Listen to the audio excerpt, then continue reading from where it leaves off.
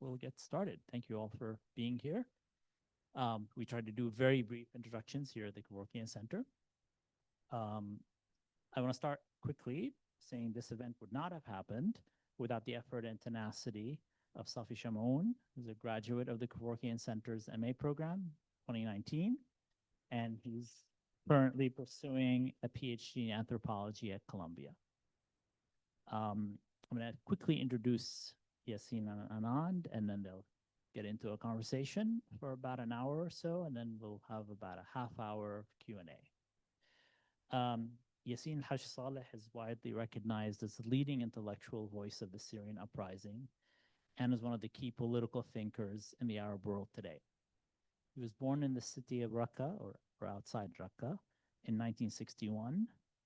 In 1980, at the age of 19, he was arrested while he was studying medicine in Aleppo for his membership in a left-wing political organization. I think part of the discussion today will focus on that. And he spent 16 years in prison under Bashar al-Assad's regime. Oh, sorry. Sorry. I was getting to Bashar, yes. Hafiz, yes. He experienced both, yes.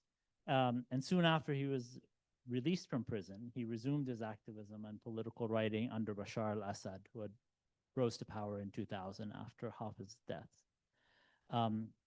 Unlike many other intellectuals writing on these topics, Yassin often speaks and writes from his lived experience of repression, revolution, and war. And he often expressed hope and expresses hope, especially in young people who drove the earliest stages of the Syrian revolution. Those of you who are familiar with his writing see that strain of hope that persisted for many years, especially the darkest years of the uprising. Yassin's wife, Samira al-Khalil, herself a former political detainee and widely known activist and dissident, was abducted by an armed Islamist group in 2013. Yassin is the author of 9 books, including The Impossible Revolution, Making Sense of the Syrian Tragedy, and The Atrocious and Its Representation. He's one of the founders of the bilingual Arabic-English platform Al-Jamhuriya. He writes for a variety of international publications in multiple languages, and he's a contributing writer for New Lines magazine. Anand Gopal is one of the most distinguished and accomplished writers on foreign affairs currently writing today. He's a contributing writer at The New Yorker. He writes often on conflict, democracy, and inequality. He was a finalist for the Pulitzer Prize 3 times in 3 different categories. In 2025, this past year, for his reporting on a Syrian open-air prison for both victims and supporters of ISIS. In 2022, for his feature article on killings in rural Afghanistan that turned women against their occupiers. And in 2015, for his book, No Good Men Among the Living, America, the Taliban, and the War Through Afghan Eyes. It was one of the finest books to emerge from the Afghan war. It was also, in addition to being a Pulitzer finalist, it was a finalist for the National Book Award. Anand has also received a National Magazine Award, a George Polk Award, and multiple Overseas Press Club awards for his reporting from Iraq. I'm going to turn it over to Anand, and we'll go from there. Thank you.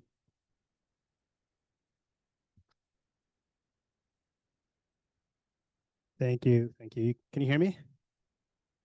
Thanks so much. I'm so honored to be here with Yassin because I've learned so much from him over the years. So it's really an incredible opportunity for me to get the chance to talk to you.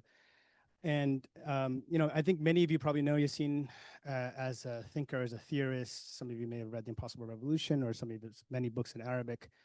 And I want to talk a little bit about that. But before that, I thought it would be interesting to talk a little bit about your background. And I started thinking about this because it was almost a week ago that Zoran Mamdani won the election. And in his speech, he had a line that I keep thinking about, which is that politics is not just something you have, but it's something you do.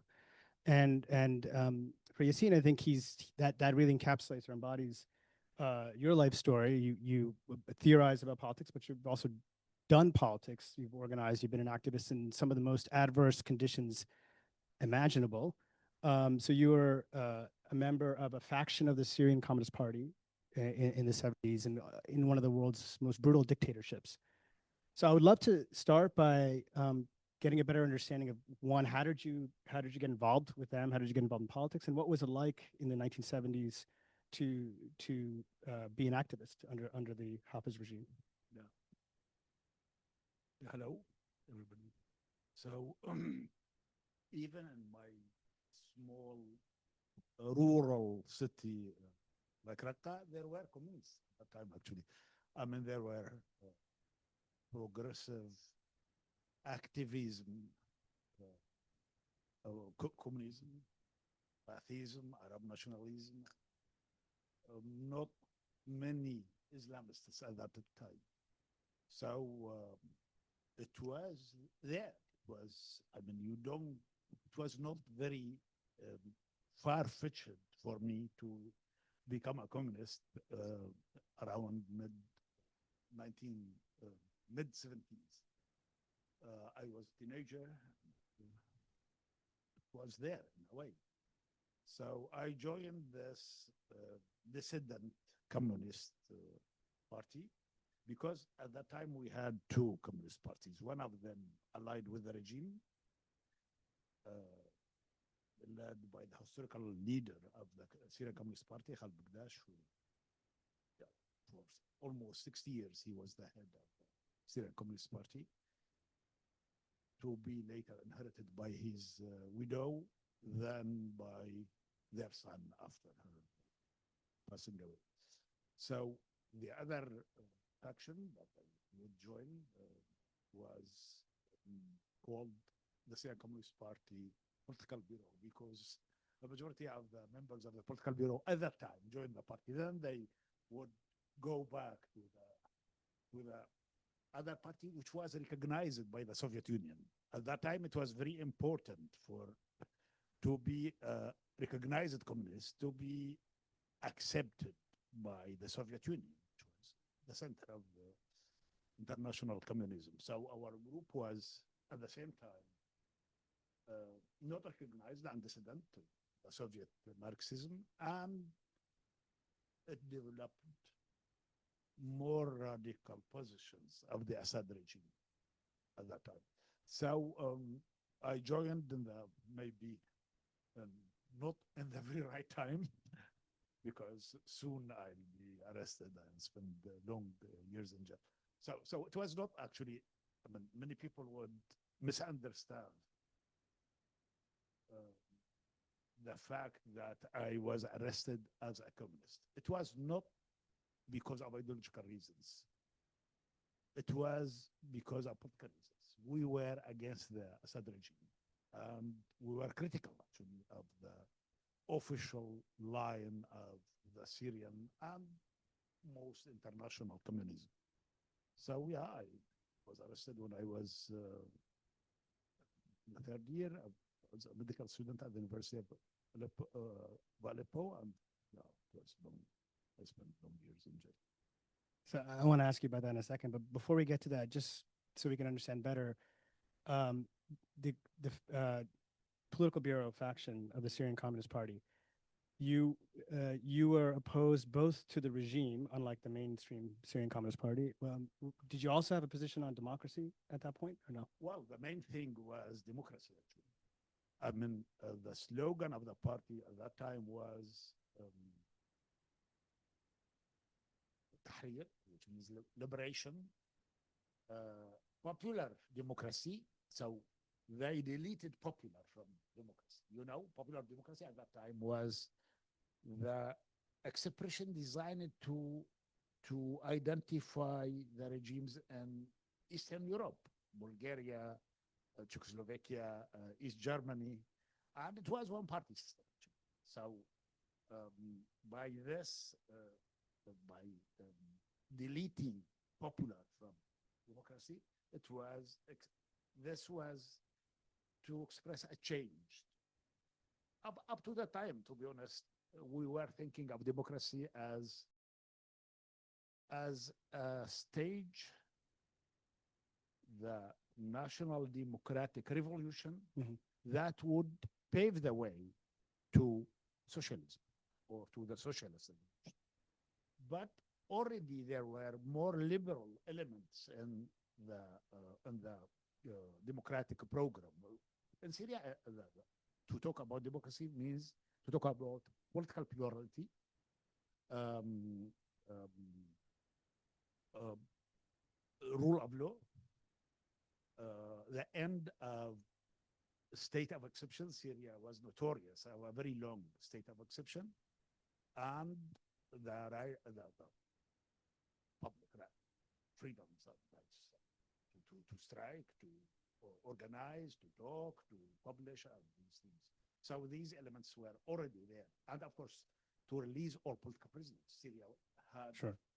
already political prisoners in the second half of 1970s, actually from the very first day, but it became national phenomena only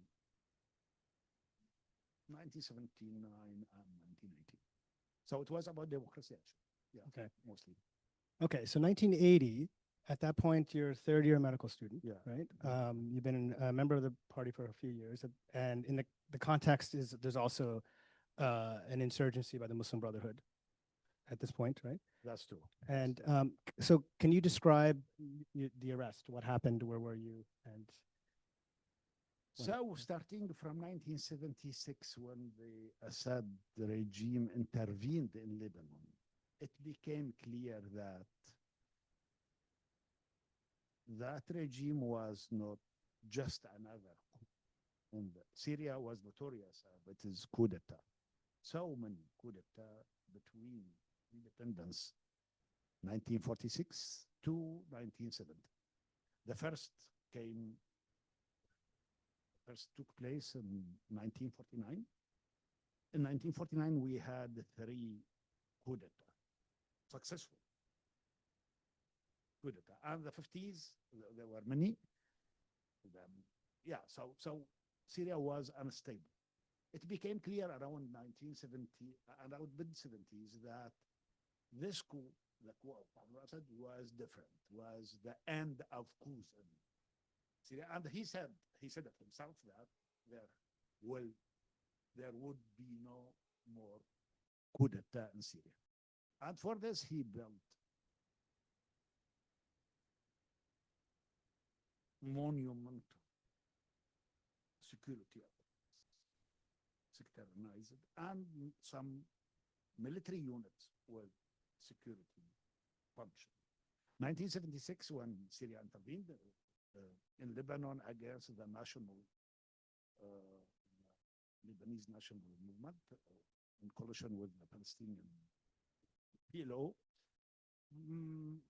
the regime gained some international recognition of its role as a stabilizing power in the Middle East.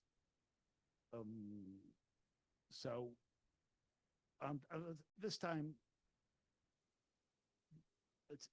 there were some vague assassinations to some officials of the regime.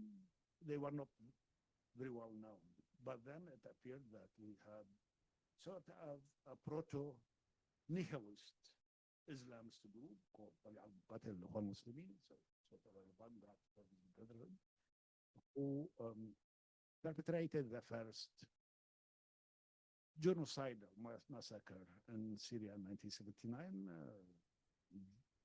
June 1979, killing dozens of white caddies. So it was a national and social crisis. The country was in a social crisis, and the solution wasn't came up with is to arrest everyone. Many were executed.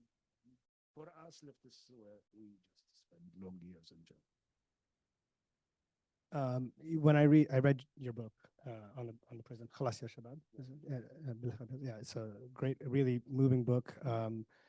And this, I mean, probably we don't have enough time to get through everything in there. But one thing I wanted to ask is, when I read your book and the testimonies of other prisoners, the way in which prison was itself a form of education, political education, for people. And did you feel that? And if you want to talk a little bit about that. Look, I was very young. To talk about these 16 years as one thing, this is not.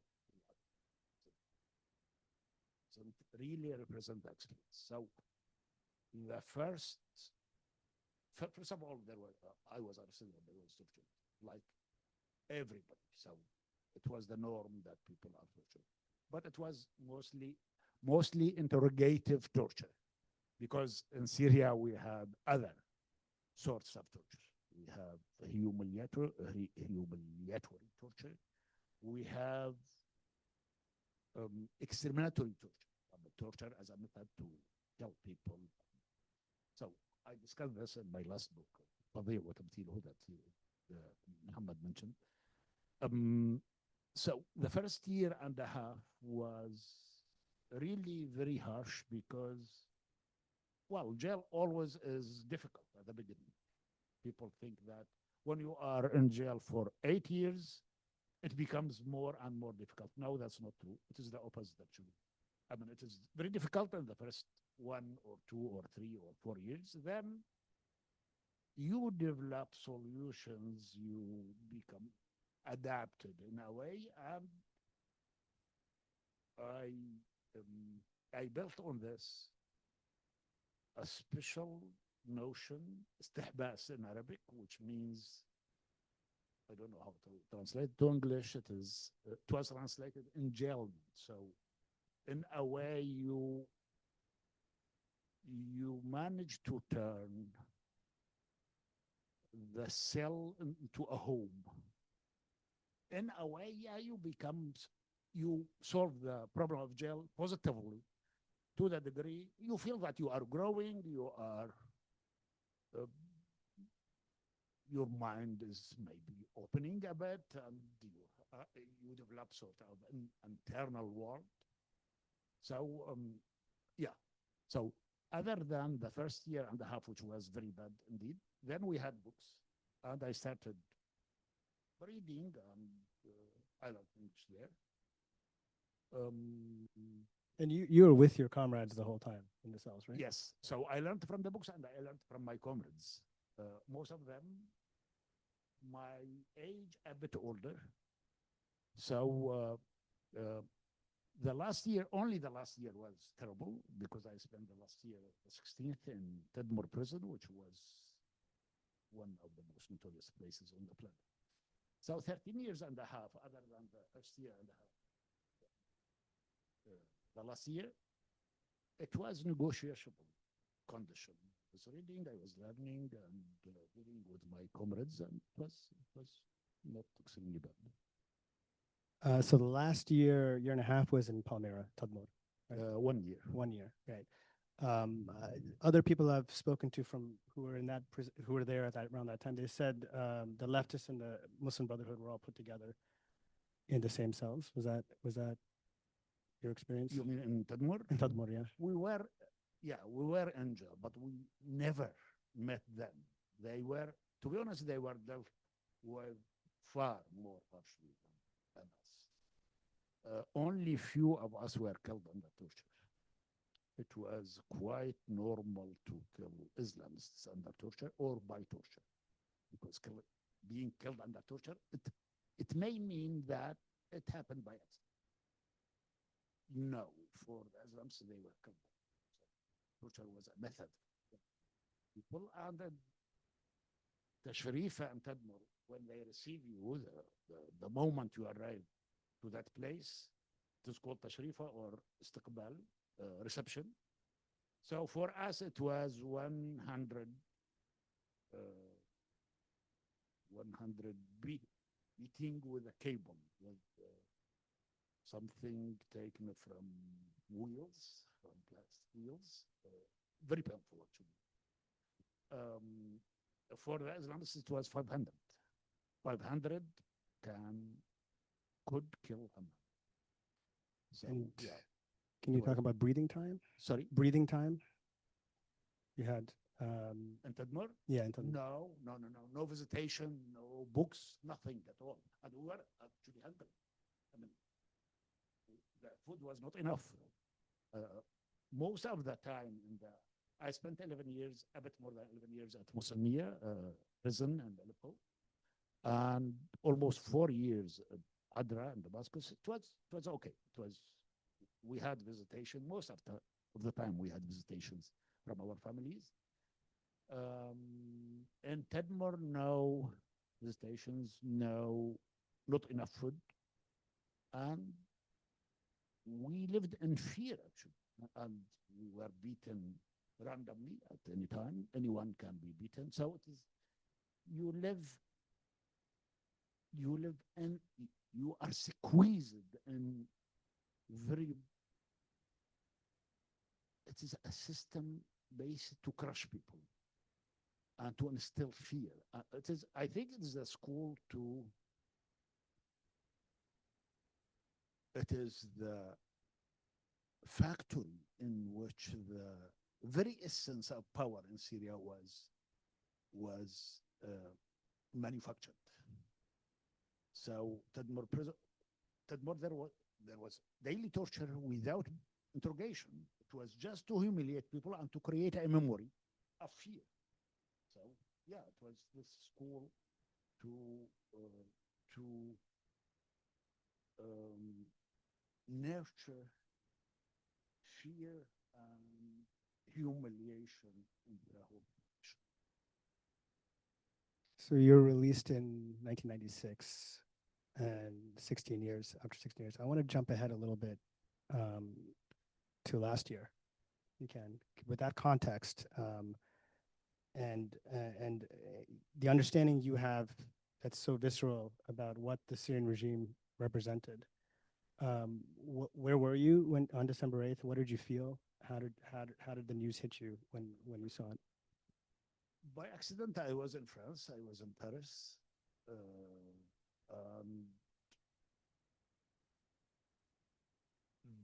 The first few days, I was not happy.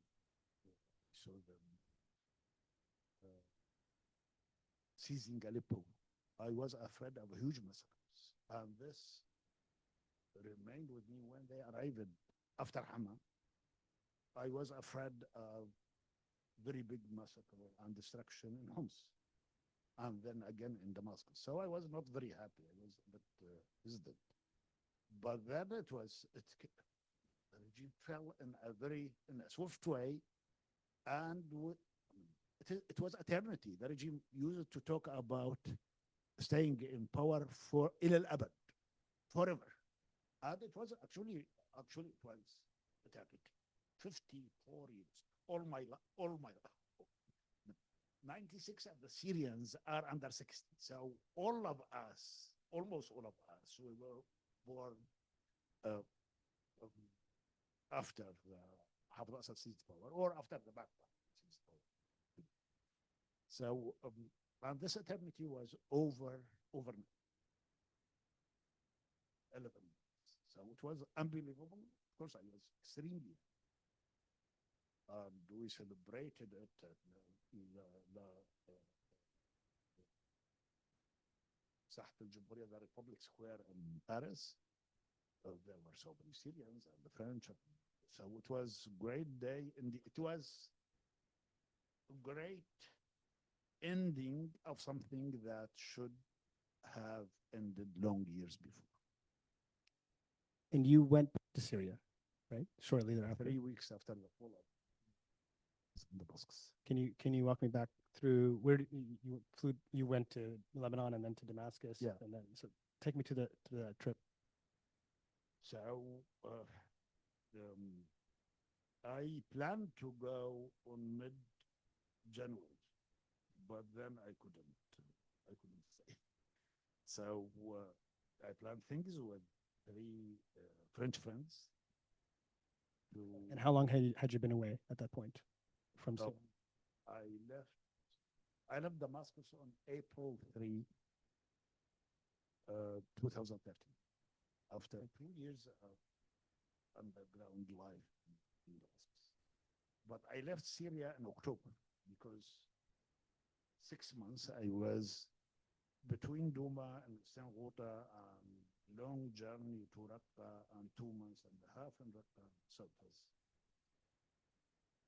Yeah, so I left Syria in October 11, 2013 to Turkey. So it was from Damascus, it was almost 12 years away from Syria, a bit less than this. So it was, and I didn't visit Lebanon at all during these years because I didn't want to be dealt with in not a very nice way or halfway by Hezbollah was controlling the airport.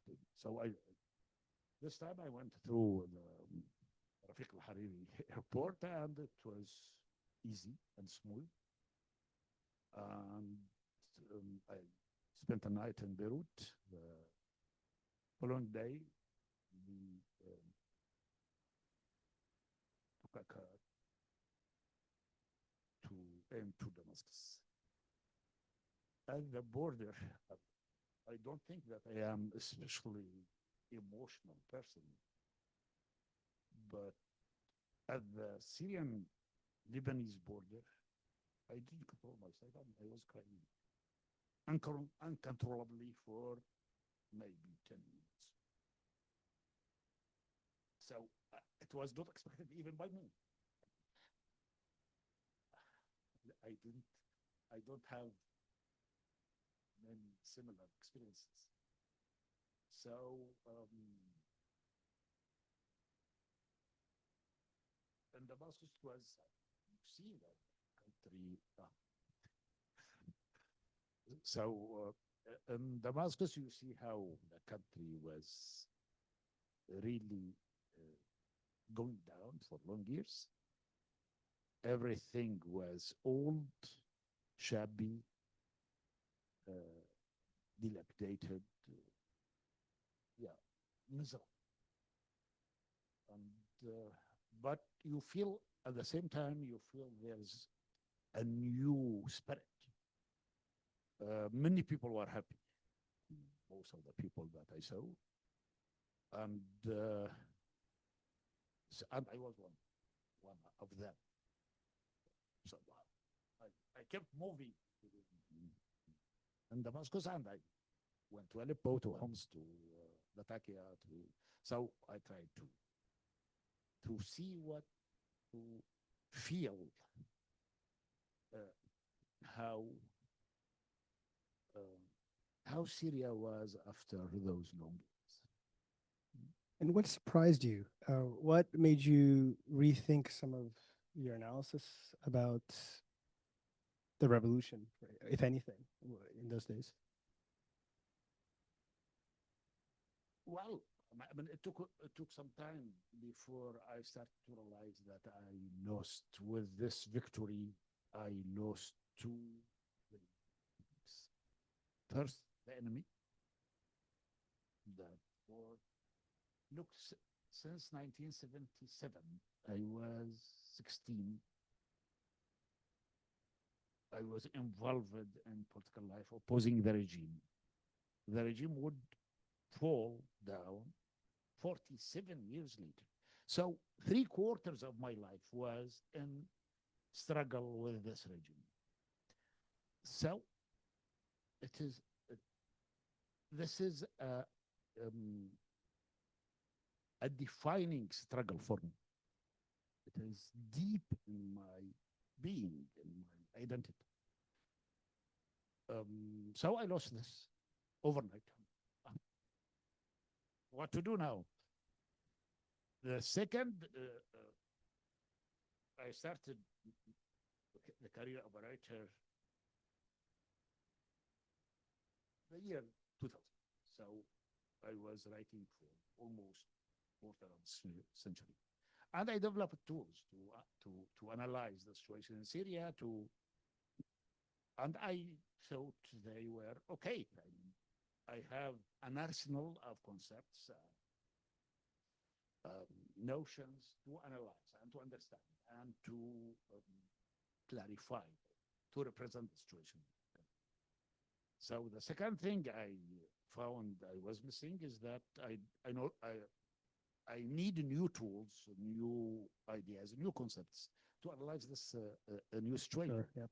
And it is 11 months now. It's a bit more, less than a year. I still don't have the tool. So I really feel this need to um, develop a new tool, and maybe they will not be the new team. Maybe they will not be deeply visceral enemies of me like Assad regime because of the long duration. The Assad regime, 3/4 of my life, as I said, these people. I have many reasons to be against them, and I'm already against them. But maybe it is not as visceral as it was Right. with the Assad regime. Well, If the, yeah. I don't know. You did. And I want to ask you about them in a second. But before that, I'm interested in this idea of grasping for a new lexicon to understand the current order. And so recently I read an article of yours, which was very interesting, thinking about December 8th, the day that Assad fell, from the perspective of it as a day of ending and as a day of new beginnings. And so you invoked Hegel as a thinker of endings, as somebody who sees a kind of logic in history that's reaching towards a culmination, right? And I think you can look at December 8th as, in one way, culmination of the Syrian revolution that began in 2011, or a culmination of the struggles that people have had for 50 years. And then you also invoked Hannah Arendt as a thinker of beginnings, of somebody who looks at contingency and political agency. And so when we think about December 8th through the lens of these two thinkers, what might they illuminate, and what might those two, sort of the teleological and the contingent frame, maybe limit limit us in our understanding of December 8th? I'm not sure I can do it. You wrote the article, so No, well, I did because I think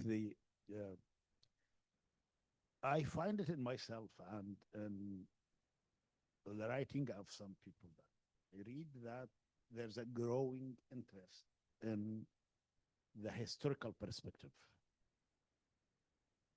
So as a Marxist, as a former Marxist in a way, communist, the perspective of history is dominant, always. Then, starting from 1990s, we started to focus more on structures, on places, more than on time. I feel that the historical perspective is regaining significance again. And I wanted to meaning now we're getting yes, exactly. After the changes. Sure. In relation to this big change, we need to think of this last year on the background of 14 years of struggle before it, or on 54 years of the Assad rule, or 80 years of Syria's independence as an independent country. Syria gained its independence in 1946, or 107 years since the modern Syrian state appeared in the stage of history, or maybe to the era of Tanzimat and the Oriental question,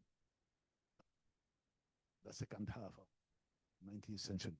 So these questions you need to know to focus more on the history, which Dure to focus on. Hegel and Anand help in a way to think of these issues. I feel, personally, I feel closer on Anand than to Hegel, but I thought that it is good that we know about their different perspective to issues of history and change. And, yeah. One of the traps of Hegel is that it can always seem like you are in the end of history at this moment. Yeah. You know, so Hegel himself thought the Prussian state From was atop a mountain, Exactly. looking through the whole exactly. And humanity history. I know I went many times on radio stations and television, very confidently saying that the Bashar al-Assad regime had won the war, the revolution had been defeated, and obviously I was completely wrong. And I think this is a trap of being so wedded sometimes to structures and to history. So then for Hannah Arendt, what is it, how do you, the concept she brings to bear, especially in terms of political agency, she draws a lot, I think, from the ancient Greeks as well, in terms of a conception of politics, which is a collective pursuit towards goods. So what does politics mean today in Syria, and you know, how do you see the current regime in relation to the Arendtian notion of politics? Since the days of Damascus Spring, Damascus Spring is a short time, 2000, 2001, after death of Hafez al-Assad. Since those days, politics in the Syrian context means two things. First, that people meet, gather, and even in private spaces. And the main thing about Damascus Spring was forums, muntadayat, held in private homes where dozens of people, or very few hundreds, 200 or 300 people, gather and talk.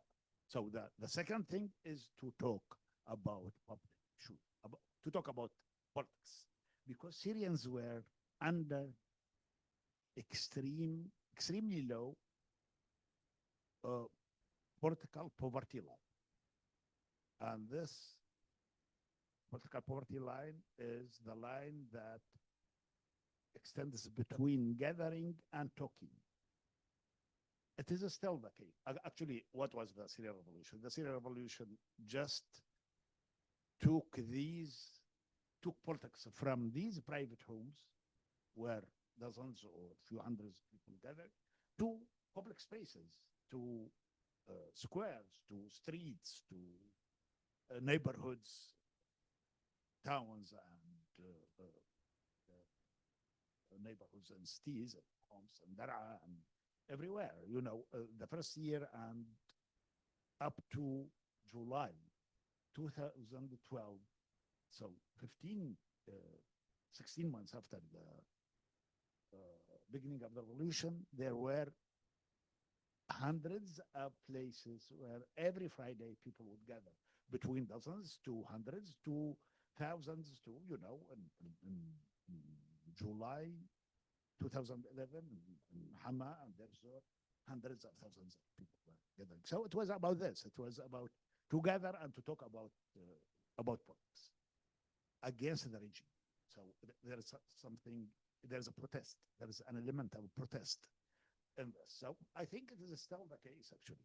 It is that to gather, to organize, and then to talk, to protest against those who are in power.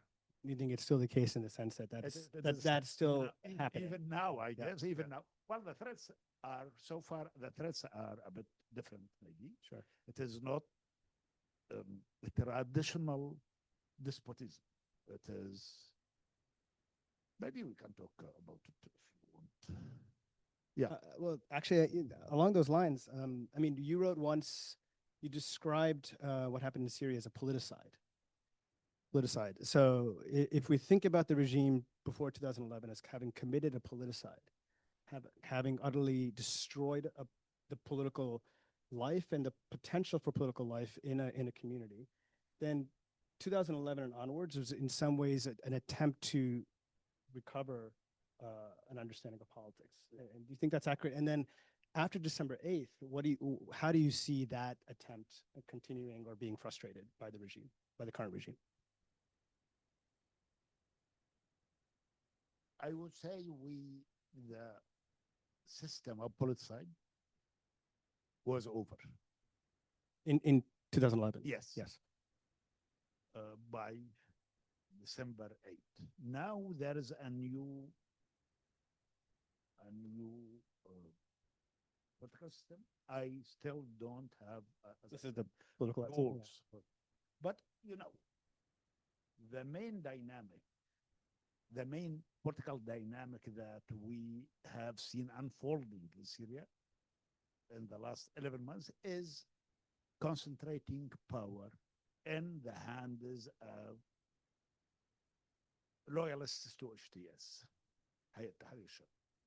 So they are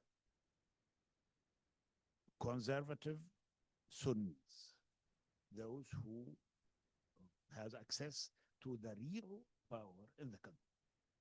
And this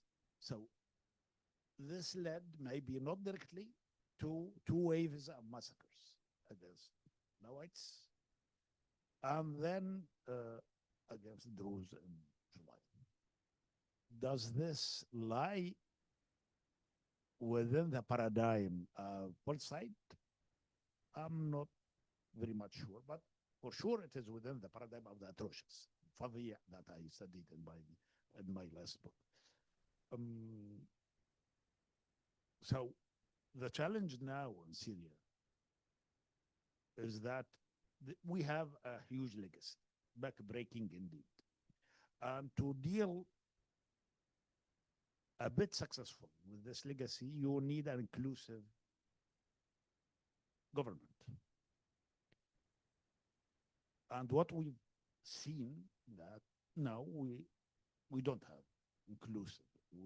We have actually exclusive government where the real centers of power are seized by one group, one religious, ethno-religious team. So there is this contradiction. This is the main contradiction in the Syrian political system today. To move forward, you need inclusive government. To secure your power, you need, and they are building exclusive. So this is the contradiction, and this has led to two waves of massacres. It is still the right thing to do. And the main thing is to solve the political problem. It is not the economy. If I am asking, was the priority in Syria? Economy is very important, security is very important, but the priority, in my opinion, is to build an inclusive political system where Syrians are represented, and it's based on citizenship, not on muhasasa, on share that ethnicities or sects divide and share power among themselves. Ahmad Shara talked about sharaka, not muhassasa, but actually we don't have not even muhassasa. What we have is, well, some figures in the government without real power, and this will not help the country move forward and solve the legacies of the past and the problems that have shown up after December 8th. So speaking of the legacies of the past, we have hundreds of thousands of people who are missing. We have people today in Syria who sometimes have to live nearby the people who had previously persecuted them. Most of this hasn't been addressed. I know you've been involved to some extent in thinking about the question of missing people and in the question of transitional justice. And you went back again to Syria in the spring, I believe, right? So maybe if you can talk about that trip and your thoughts on the question of transitional justice. Well,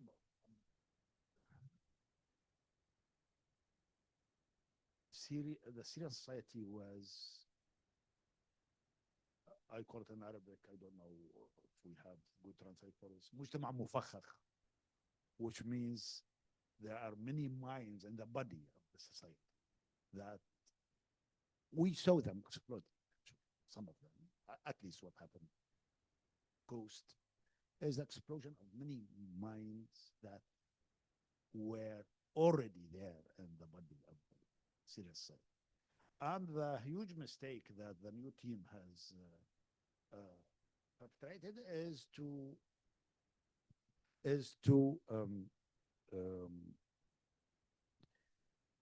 diminish or to deal with this, with the issue of transition justice as something not real, not a priority, not a national priority. They, I guess, they wanted to have sort of general amnesty and to begin tabula rasa, sort of a tabula rasa, that well, we'll forget, afallahu amma mada, let's forget what happened in the past and let's start from a new white page. This doesn't work. This doesn't work. And it was a huge mistake because we don't see a measure of justice achieved, we'll do it ourselves. And many people are doing it in Aleppo and Homs and yeah, at times it is related to revenge from those, as you said. I'm living beside them. I see them. Right. And I know what they did to my brother, my sister, my brother, my home. So it doesn't work. And this is still one of the priority. We have 160,000 of people missing. We don't know about their fate. And for the country also to move forward, there should be a national plan to deal with it. When I went to Damascus last time,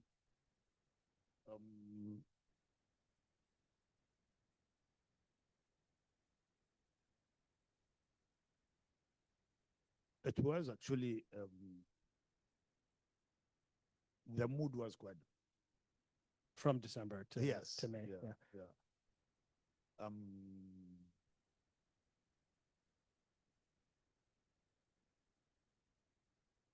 I didn't see in both these two visits. I didn't see anybody from the government. I didn't want to, and they didn't. To be honest, they didn't also care to see me. But I was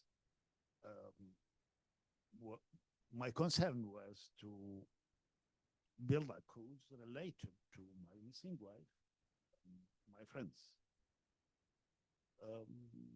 We haven't got any help so far. But we have a case now. Now we have a friend of mine who's a lawyer, and so we have a document. But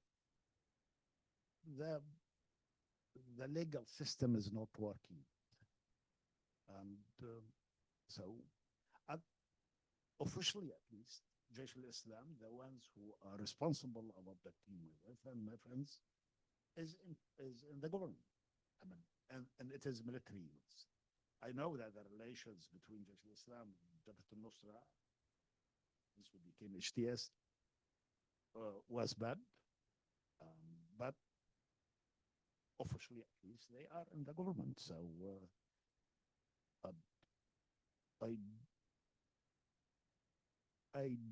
I haven't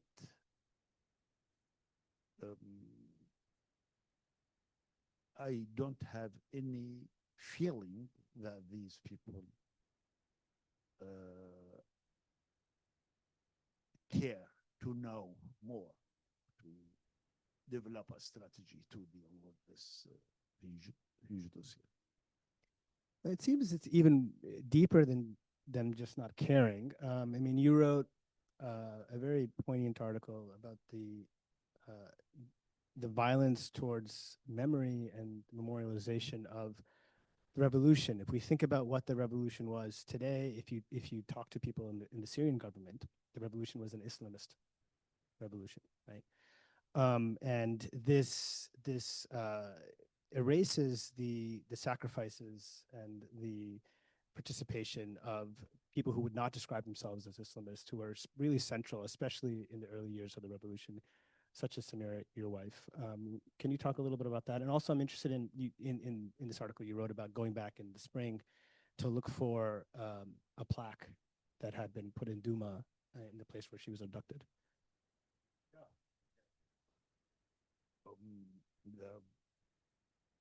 The first morning after I arrived in Damascus, I took some friends to Duba to show them a board. We put with one sentence. And when did you put that plaque exactly? The last day of January. Okay. And it was there up to mid-April. And just for the context, this was a plaque in the location where she and some other fellow activists were. It was at the entrance of the building, which Samira and Razan were there, and I was with them before I left Duma to Raqqa. So we put a plaque in this house, in this building. Raza Zaytuna, Samira Khalil, and Another Muhammadi lived up to the time they were abducted in the night of December 9, 2013. So we didn't find it. So in a way, the ones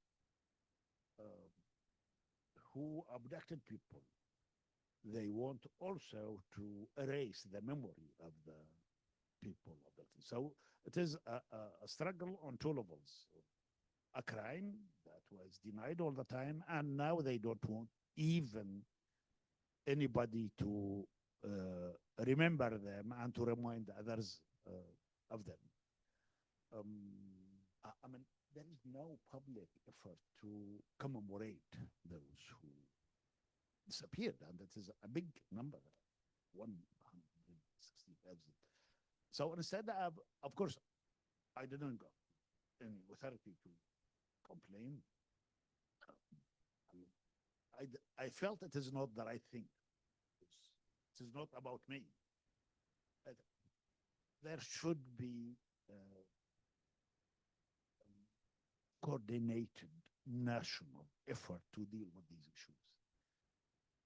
And I don't see any effort in this direction, actually. So there's now two levels of struggle over memory in Syria. An Islamized memory against a Syrian nationalist memory, more secular. And Razan, Samira, and Nadam, and so many. I mentioned so many people. They, in a way, they represent this this leftist, secular, democratic memory of our struggle. So I know many of these people in person, and I was one of them. I am the survivor whose duty is to narrate. The second level is Syrianized memories, especially after the massacres of the coast and Sweden. So now you remember a certain massacre or a certain wave of massacres to forget other waves, other massacres. So sectarianizing the memory. And in a way, you are implicitly asked, what's your favorite massacre? Was the massacre that you want people to see? And so many people are using the old massacres to relativize and to justify the recent massacres. And the opposite is there as well. Many people want to forget or to relativize or to trivialize the old massacres by focusing solely on. So it is, we have a struggle related to this. So it is not only about justice, it is about justice related to movement, to this, what Saeed said, permission to narrate, that we need to narrate to tell our story to people publicly and to have equal legitimacy to we don't want to prioritize our memory, but we want our memory to be respected equally with other memories. So this permission to narrate, I think it evokes to me this idea that there were, as you're saying, there's really two souls of the Syrian revolution, and they're both extant today in different ways. One is in power, and one is not. How do you see in the coming period these two souls, these two different tendencies? How do you see that struggle between them playing out? What are the prospects for recovering the type of Syria that you're invoking, which is one that it respects the diverse traditions of the country and also respects the different types of sacrifices that people have made? This is the same thing that we've been doing for long decades. It is by organizing, by focusing on the role of Democrats, of secularists, of leftists, and of course of believers. And it is not that we want to have to develop sort of memory against memory. No, to develop also an inclusive national memory, not to ignore or marginalize the memory of many people who struggled for change in the country. Now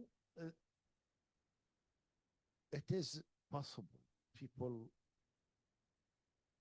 was still good in Syria is that people can express themselves, can meet and can talk. It is unprecedented, and it is important to keep it and to develop. It is important to participate in creating the agenda of the national dialogue and the national talk. It is very important that we insert these issues in the national memory and thought, and we have this. The chance is still there.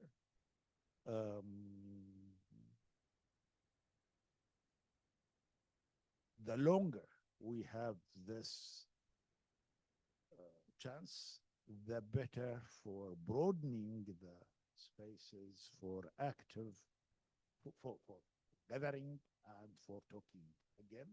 And of course, the memory work is vital in this. For one, and many of my colleagues, we are already doing this, and we be able to address wider sectors of the Syrian population. Okay, I think we have a little bit of time for questions, so would encourage people who want to ask Yassin a question. Okay, so do we have another third mic, or okay, all right. Okay, so just there you go.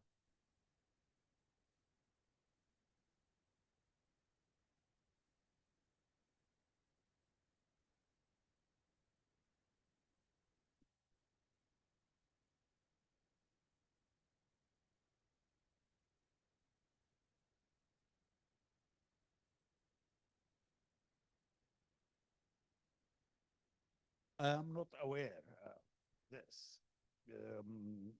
What I know is that the new team expressed their unhappiness with the existence of Muslim Brotherhood, for instance. And it is true that they are not disbanding gatherings, political meetings here and there, especially in Damascus. But I think the initiative should come from them. I mean, I heard that some figures of the opposition, of the traditional opposition, met with the Shara or met with some key figures in the new power. And they wanted to deal with them as individuals, not as political groups. So they don't recognize so far that we still don't have the rule for parties or the organizations or whatever. And they prefer to deal with people as individuals, atomized individuals in a way. So it is said, they say that the Majlis Shab, the representatives of Parliament. people, well, it is, they are supposed to promulgate law about parties and organizations. We'll see. But at the same time, on another level, people are already gathering and, yeah, quite active, but you cannot guarantee that this will be always the case. So far, nobody was arrested or no gathering was disbanded. But it is also, it is not legalized situation.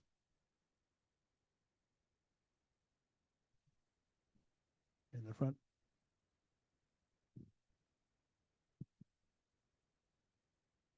مرحبا, شكرا ياسين. I am a Lebanese Palestinian, and I wanted to ask you, Yassin, where do you see this pressing question of the, future of national identity in Syria and the wider situation in the region with what is happening in Palestine and what's happening in Lebanon? And how urgent do you think is the urgency to formulate a position towards that in a process of reconstructing Syria? Do you feel that the reconstruction has to happen before such a position can be formulated, or that, that the process is, because I wonder if the opposite can also be true, if such a position is actually really needed, considering especially that Palestine was a big excuse of why al-Assad regime for such a long time oppressed the Syrian people, why Hezbollah went and murdered the Syrian people, but also the closeness between the left tradition and the secular tradition and the Palestinian struggle, which it seems that the last decades and what Bashar al-Assad and Hezbollah and, let's say, Iranian revolution did, but also US and Israeli policies in the region, felt was very urgent to disperse the two, to make it like more a sectarian, I don't know, like a question about living together as different sects, instead of like bringing back the kind of strength that we take from struggle. Because you said that you lost an enemy, and I really empathize and relate with that. But we also, I feel we lost an enemy, but there was another enemy, or we have gained another enemy maybe.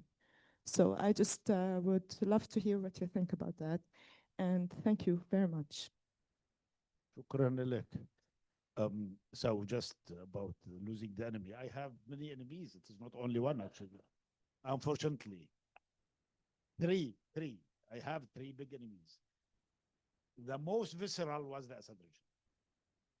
But, and I call them in some of my work, three monsters. The second is, in a way, nihilist Islamism. Because they are extremists, because they committed so many crimes, and because I'm involved in person with, I was hit by my brother was taken by Daesh, and we still don't know anything about his fate. So, and the third is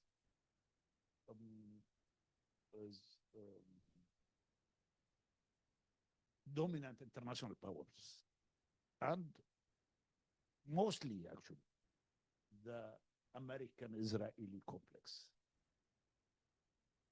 Western colonies, if you want. So, so I haven't. I'm not sure of it. It's not a very happy thing.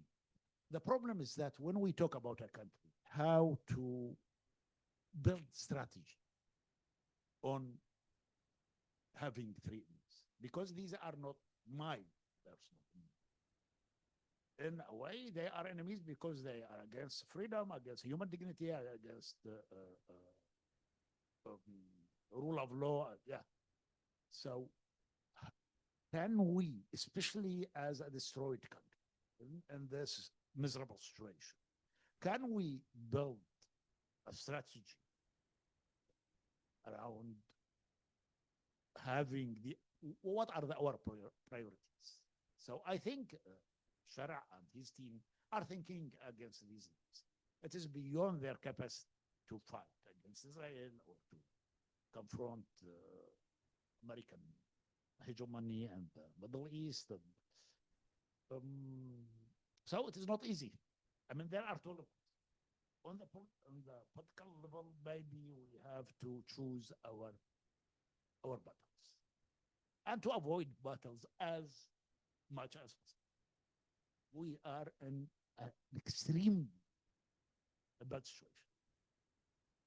And I understand fully that they cannot confront Israel, which is expanding. It is occupations. I fully understand this, and I will not uzayid.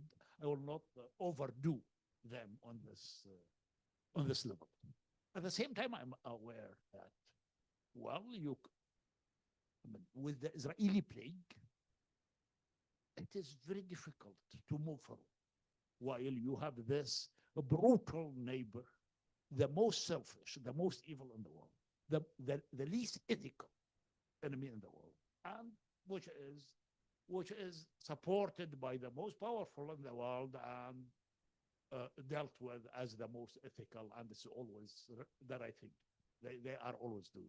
So we are in a very nice situation. But I believe that politics is about this. It is how to find a way out of many impossibilities. I don't know if this answers your question, but yeah. So if I say something about reconstruction, I believe that the main thing is not about reconstructing infrastructure.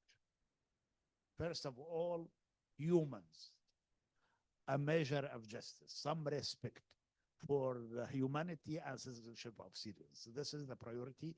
And it is not that we have full freedom and human rights now, but with some symbolic gestures, you can respect it. I mean, it's important for Ahmed Shara to apologize now, or yesterday actually, from the people in Sweden of the crime is committed against. To say, I'm sorry. There were many crimes. He can find a way. It is only this that can change a bit the political environment in the country after those.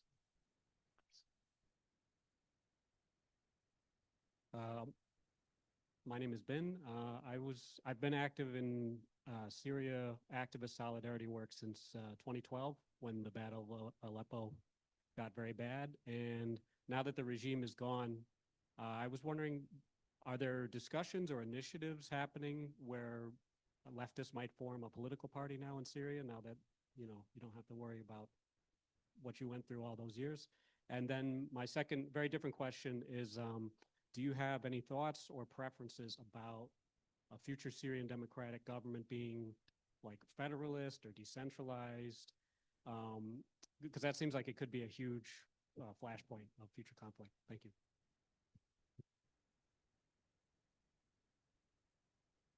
I don't know if there are efforts to build a leftist coalition or something. I don't have information. There are many groups appearing almost on a daily basis, but for some mysterious reason, they didn't move forward. I don't know why. So for the second, the question is, I think, well, democracy in Syria cannot be based on over-centralized country. Syria has been extremely centralized. At least after the Ba'athist seized power in 1963, it is important now to decentralize the country. There's debate, actually. This is one of the fields of debate, of active debate in Syria about this. Decentralization, federalism, things like this. The problem is that when we talk about federalism or decentralization, are we referring to ethnicities, to sects, or to just to parts of the country, geographic part of the country? Because we don't have, other than Sweden, which is mostly maybe 90%, I'm not sure, at least 80% of Druze, other parts are mixed. So if we we don't have federal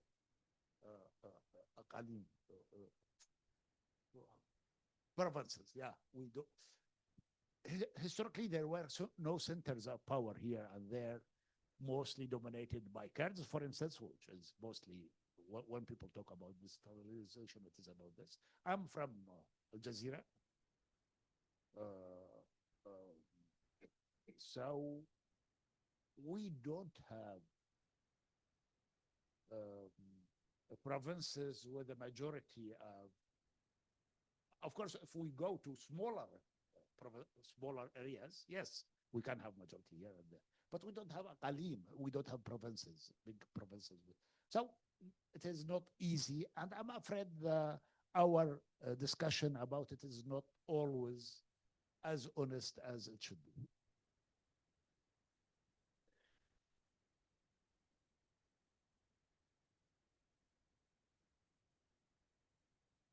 Three questions.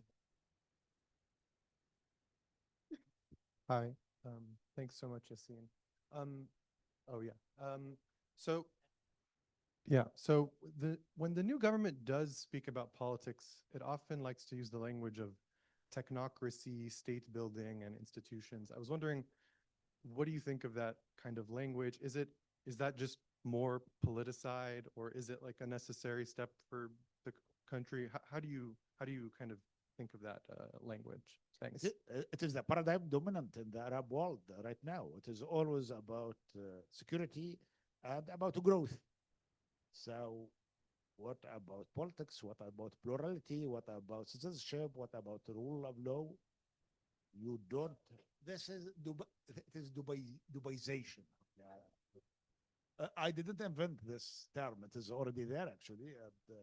But those who can read Arabic, only today I published something, a review of Mohammed bin Rashid Al Maktoum, the Dubai leader.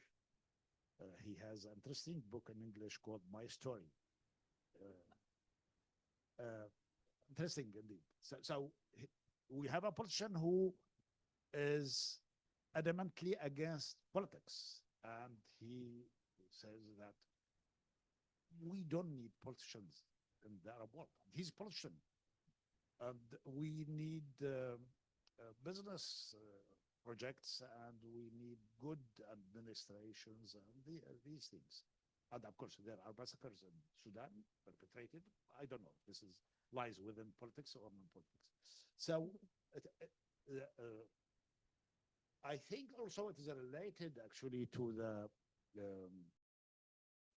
the Islamic imagery in a way. It is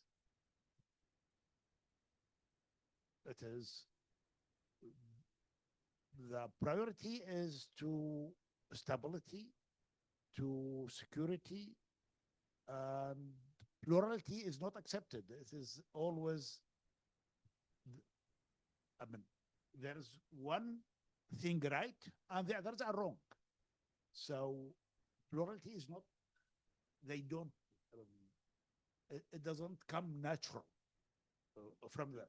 So I think it is this convergence between Islamic imagery and the priority of growth and this Dubai style perspective. You know that our foreign minister said that the ideal in his mind was Singapore. So it's there. That Hi, Yassin. I want to dwell more on the question of memory. Don't look at me like this.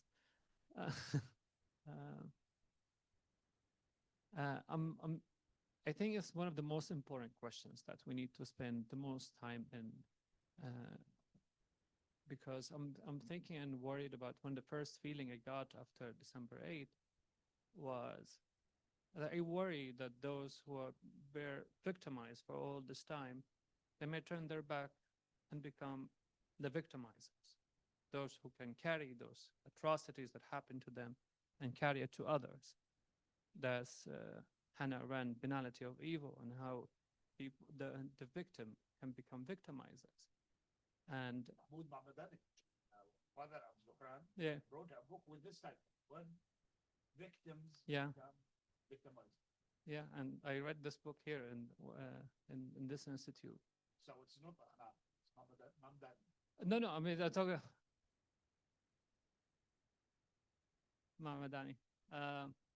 So, and then in the past few years, there was like a few projects that happening throughout the Syrian uprising of preserving this memory. And to each, they had their goals and their ways and their means on preserving that. And most of the focus was on the digital part of that memory. If you could tell us more about like what could be a vision, or like since we are also politicized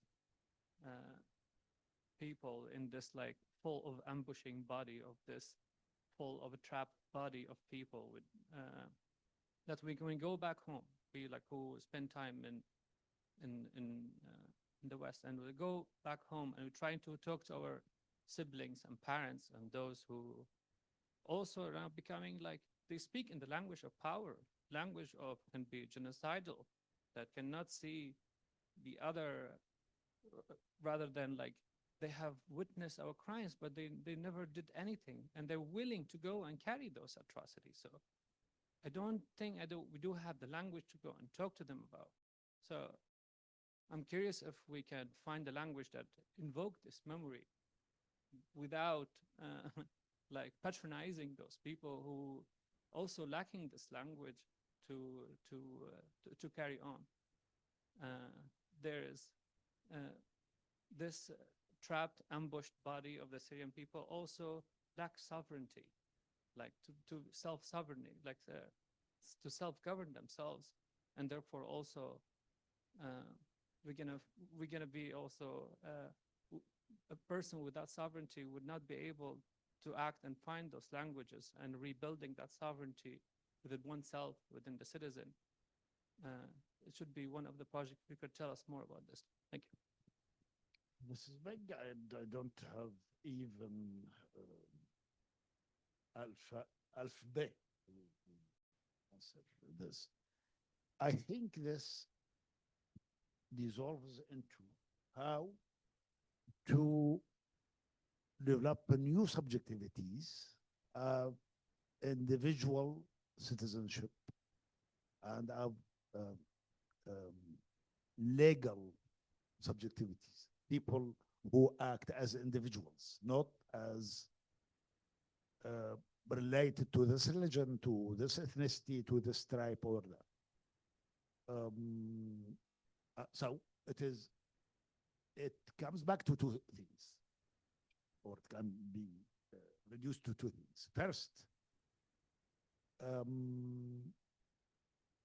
I would say political rights. Syrians were denied political rights for long decades, and this has pushed them back to the tribe and sect, the local group, the community.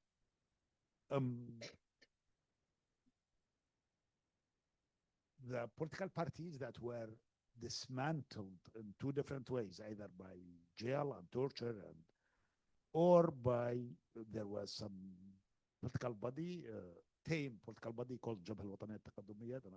So they were also in a way tamed, and they lost any independence. But in these political parties, you would have Arabs and Kurds, Muslims and the Christians, Sunnis and Alawites and Druze and Ismailis.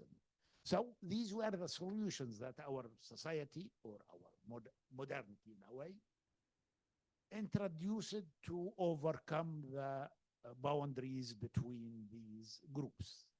When you dismantle them, you are pushing people to the lab of the community, of the local community, of religion, of whatever. And it is, the Islamists came to fore. They became more powerful in the course of 1970s with the crushing of political life of the country. So this is one thing. The longer we have political rights and people can talk and meet, and maybe this level of subjectivity will be developed. The second is economy. When 90% of the people are under poverty line, and they hardly can 25% at least lack basic nutritional needs. So it is difficult to talk about the language of the way you talked. So I don't mean to be insensitive, but actually the priorities are a bit different for most of the people. For me, I still give priority to politics, to accountable political system which is inclusive, because this is even the precondition for economic, for the improvement of the economy. Two last questions.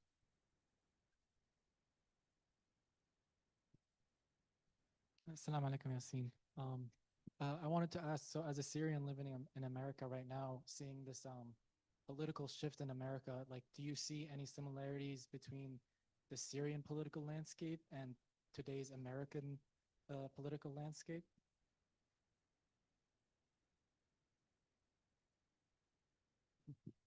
So I want to ask like a question commenting on two things related of the enemy question. We are always kind of fortunate to have an enemy big enough that we get obsessed on describing it and redescribing it and refighting it without looking for a bit on the political scene of our allies. So who are your allies? Or how are you reaching them? Because your generation is the prison activism generation, so your allies were so rare. And our generation is the radical allies. Whenever we sit, we're going to overthrow him. That's our only solution. We don't know what we're going to protest, and then Tansi'iyya, then he's out. So how are we building new allies while we are always obsessing about describing the enemy, seeing the enemy? So this is one. Because if we are not creating political parties, whether he sit with us as political parties or not is irrelevant. Even tomorrow, if we create political party, if we only know 50 leftists in our communities, so good luck with that. So how we define allies today? So this one. The other one, between fighting his Singapore joke, the risk of us losing the social justice question at all, to be the one obsessed about constitution, national dialogue, political pluralism, and completely we don't talk at all about the day-to-day life of the Syrian people, which is, as you said. So for example, when you said people want symbolic gestures, he gave many of those who are coming out of the camps plenty. He drowned them with symbolic gestures. still no, they want reconstruction. They don't want the symbolic gestures. It means far little than we are putting an emphasis on the language, the symbolic. So how we restore to be at least obsessed about the social justice, the poverty, the question, as we are obsessed about political rights, the economy rights, how it can be the center of our conversation as well.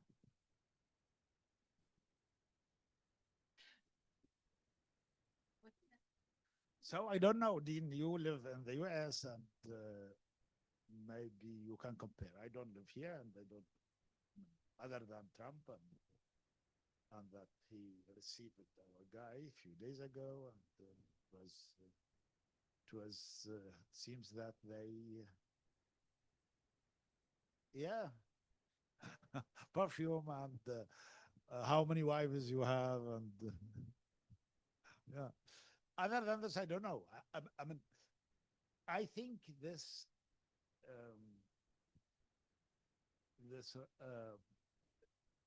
closeness, this between someone who was a jihadi a few years ago and between this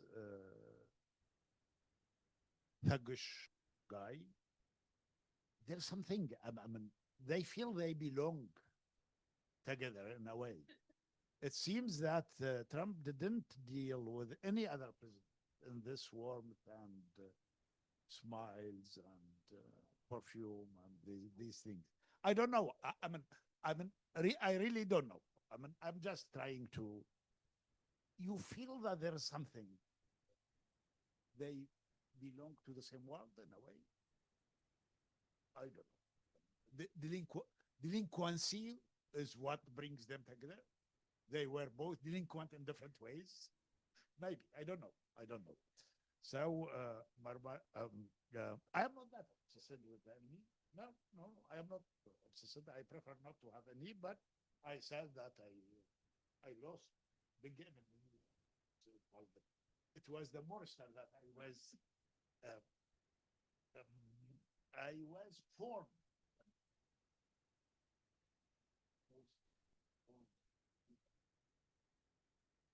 So, but yeah, it's a good question.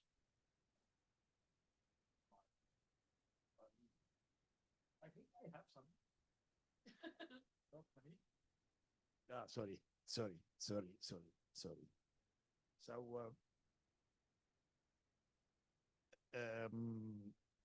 look, I'm only a writer. And since the beginning of the uprising, I committed myself to only this role. I didn't try to do other things. So the question of who are your allies is not very, how to say, it's not very specific. I insisted on restricting myself to writing.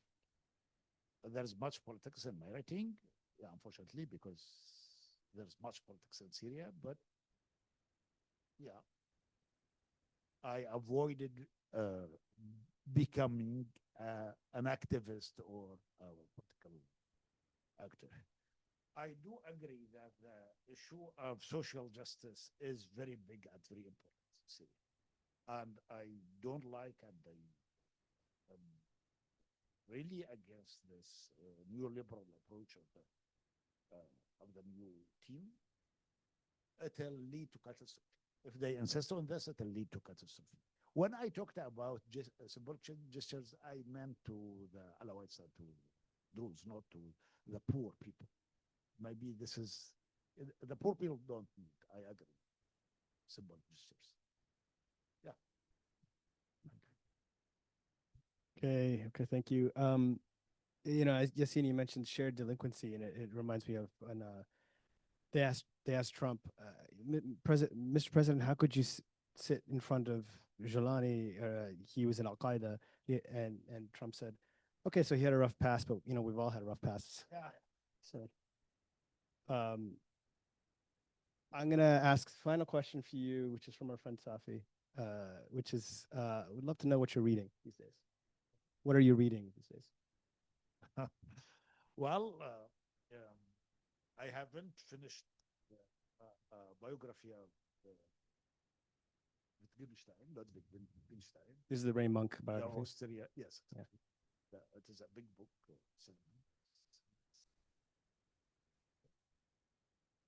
But before I came to New York, I finished a useful book about Ibn Taymiyyah. So I mentioned this to Anand a couple of days ago, and he told me that there is an essay by Talal Asad comparing or relating maybe Ibn Taymiyyah and Wittgenstein. So I find this very, very interesting.